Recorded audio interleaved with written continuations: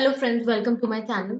GSTR 1A ये new GST return है। अब ये पोर्टल पे अवेलेबल है और जुलाई मंथ की आप रिटर्न फाइल कर सकते हैं। तो आज के वीडियो में हम जीएसटीआर 1A से रिलेटेड सारी चीजें देखेंगे। ये क्या है, आप इसे कैसे फाइल कर सकते हैं, कब इसकी रिक्वायरमेंट है फाइल करने की। हमेशा नहीं है इस रिटर्न को फाइल करने की, बट आप कब कब रिटर्न को फाइल कर सकते हैं ये देखेंगे। तो व्हाट इज जीएसटीआर 1A?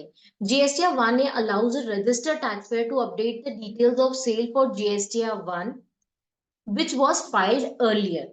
तो ये जो रिटर्न है ना, ये है आपको अगर कोई डिटेल अपडेट करनी है। आपने जीएसटीआर 1 रिटर्न फाइल करी है, उसमें कौन सी डिटेल्स जाती है? सेल की डिटेल्स जाती है। उस डिटेल में आपको कुछ अपडेशन करना है या कुछ अमेंडमेंट करना है, तो इस रिटर्न की रिक्वायरमेंट है। तो क्या हम ऐसा कह सकते हैं जीएसटीआर 1 रिवाइज हो सकती है? तो जी हाँ, अब जीएसटीआर 1 रिवाइज हो सकती है। बट हमेशा रिवाइज हो सकती है क्या? इसके लिए आपको आगे वीडियो में आंसर मिलेगा। तो अभी है कि GSTR 1A is required when there is any amendment in GSTR 1।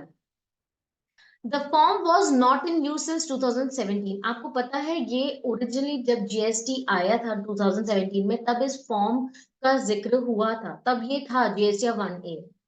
पर वो डिसकंटिन्यू हो गया। काफी, ये 4 महीने बाद ही डिसकंटिन्यू हो गया था। 2 महीने 3 महीने तक तो लोगों ने फाइल भी किया था।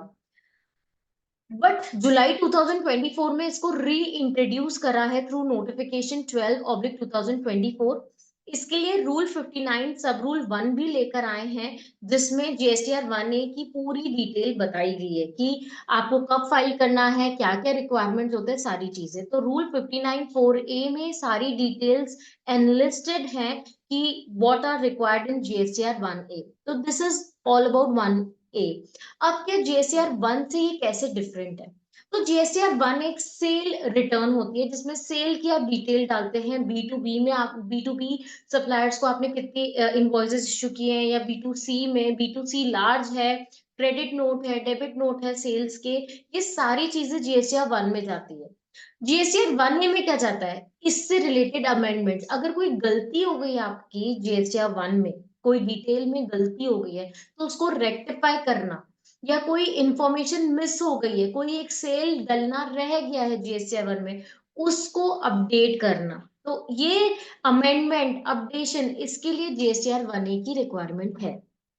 नेक्स्ट है, how did GSTR 1A work? तो एग्जाम्पल के तौर पे मिस्टर ए को एक बिल इशू किया था, 10,000 रुपए का था। बट जब हम जीएसटीआर 1 फाइल कर रहे थे, तो 10,000 में ना एक जीरो और ऐड हो गया। इसके कारण क्या हो गया? 1 लाख हो गया बिल का अमाउंट। अब इस 1 लाख को रेक्टिफाई करना पड़ेगा, अदरवाइज क्या अभी रेक्टिफिकेशन पॉसिबल नहीं था। यही चीज ऑटो पॉपुलेट होती है जीएसटीआर 3B में। और 1 लाख के ऊपर जो 18,000, 18% अगर जीएसटी रेट है, तो आपको 1800 की जगह 18,000 जमा करना पड़ जाता था। फिर क्या करते थे आप? जमा तो करोगे नहीं आप, क्योंकि ये तो गलती है, तो आप 3B में उसको रेक्टिफाई कर दोगे। बट डिफरेंस हमेशा पर्टेन करेगा जीएसटीआर 1 और 3B में। तो ये जो डिफरेंस को केटर करने के लिए ही जीएसटीआर 1A लेकर आए। तो ऐसी कोई मिस्टेक हो जाती है, तो आप इसको अब रेक्टिफाई कर सकते हो, वापस 1 लाख को 10,000 बना सकते हो इन जीएसटीआर 1A। अब ये फाइल कब होता है? सबसे इंपॉर्टेंट ये फाइल कब होता है? तो जो भी मंथ का आप जीएसटीआर 1A फाइल करना चाहते हैं, उसके उस मंथ की 3B फाइल होने के पहले पहले आप 1A फाइल कर सकते हो। मतलब जीएसटीआर 1 फाइल हुई है, उसके बाद आप 3B फाइल करते हो, तो 3B के पहले पहले जितना भी टाइम है, आप तब तक जीएसटीआर 1A फाइल कर सकते हो। 1A से क्या होता है? 1A से आपके जो बायर है, बायर के जीएसटीआर 2B में डिटेल्स रिफ्लेक्ट करती है, परचेज डिटेल, वो अपडेट हो जाएगी। जीएसटीआर बायर 1 हम जब फाइल करते हैं, तो उससे क्या पॉपुलेट होती है रिटर्न? किस रिटर्न में डिटेल्स पॉपुलेट होती है? जीएसटीआर 2B में, बायर की 2B में। वैसे ही जीएसटीआर 1A में जब आप कोई चीज अपडेट करोगे, तो वो भी 2B में अपडेट होगी। तो इस वजह से मैं कह रही हूँ, आपकी जो 3B है, उसके फाइल होने के पहले पहले तक ही आपके पास चांस है उस पीरियड के जीएसटीआर 1A फाइल करने का। जैसे ही आपने 3B फाइल करा, उसके बाद अब आप जीएसटीआर 1 रेक्टिफाई नहीं कर सकते। अब हम पोर्टल पे देखते हैं। पोर्टल में ये कैसा दिख रहा है। आपको नॉर्मली सर्विसेज में रिटर्न डैशबोर्ड में जाना है।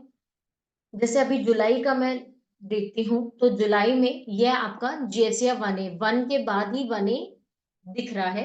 Amendment of outward supply of goods और service for current tax period. अब इसके पहले भी मैं अगर जून में जाती हूँ तो जून में नहीं आ रहा, क्योंकि ये जुलाई से ही आया है।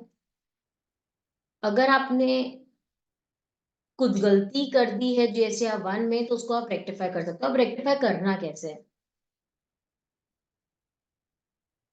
जीएसटीआर 1A ओपन हो गया, सारी table as it is same है जीएसटीआर 1 जैसी, बट क्या करेक्शन कैसे करना है आपको? अगर अपडेट करना है, अपडेट का मतलब है कोई भी ऐसा बिल छूट गया है जो कि आपको जीएसटीआर 1 में बताना था बट आप 1 में नहीं बता पाए, तो वो आप टेबल नंबर 4A से लेके 15 तक बता सकते हैं। ये एडिशन के लिए एडिशन। बट आपने जो जीएसटीआर 1 में कोई इनवॉइस बताया है उसको आपको अगर अमेंड करना है, वही जैसे मेरा एग्जांपल था, 10,000 का था, आपने 1 लाख कर दिया, 1 लाख को वापस 10,000 करना है, तो अमेंड रिकॉर्ड डिटेल्स पे क्लिक करना है आपको। B2B इनवॉइसेस पे जाना है, और यहाँ पर इनवॉइस नंबर जो आपने जुलाई मंथ में इनवॉइस नंबर एंटर करा था, आपको वो इनवॉइस नंबर डालना है। जैसे आप डालेंगे यहाँ पर ओपन हो जाएगा और आप फिर उसको अमेंड करेंगे। तो ये है, उसके लिए आपको वर्किंग आपके पास होनी चाहिए जीएसटी 1 की, कि कौन से इनवॉइस नंबर है, एग्जैक्टली वही इनवॉइस नंबर डाल के आपको ओपन करना। और टैब जैसे ही ओपन हो जाएगा, आप अमाउंट को, जैसे 1 लाख रुपए दिख रहा होगा, 1 लाख रुपए को मिटा के 10,000 करेंगे और उसके अकॉर्डिंगली इसको सेव करके फाइल कर देंगे। तो ये तो रहा B2B इनवॉइसेस में अमेंडमेंट। वैसे ही B2C में भी हो सकता है। तो B2C के लिए टेबल नंबर 10 है, amend B2C others. Total amount यहाँ पर आएगा। यहाँ पर आपको क्या करना है, प्लेस ऑफ सप्लाई जैसे आपने सेलेक्ट करा है,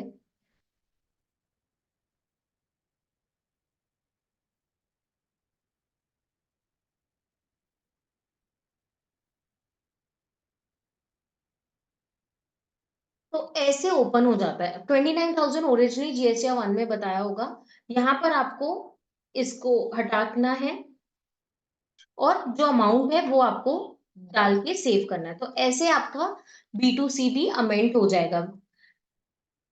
जो जो डिटेल्स आपने जीएसटी 1 में दी होंगी, वो डिटेल्स अमेंड रिकॉर्ड डिटेल से अमेंड हो जाएंगी। कोई डिटेल छूट गई है जीएसटीआर 1 में बट आप उसको अपडेट मतलब बताना चाहते हैं कि ये भी जीएसटीआर 1 का ही पार्ट था, तो आपको ऐड रिकॉर्ड डिटेल्स में उस डिटेल को फीड करना है, टेबल नंबर 4A से लेके टेबल नंबर 15 तक। तो होप आपको जीएसटीआर 1A कैसे फाइल करना है, कब फाइल करना है, एवरीथिंग आपको क्लियर हो गया होगा।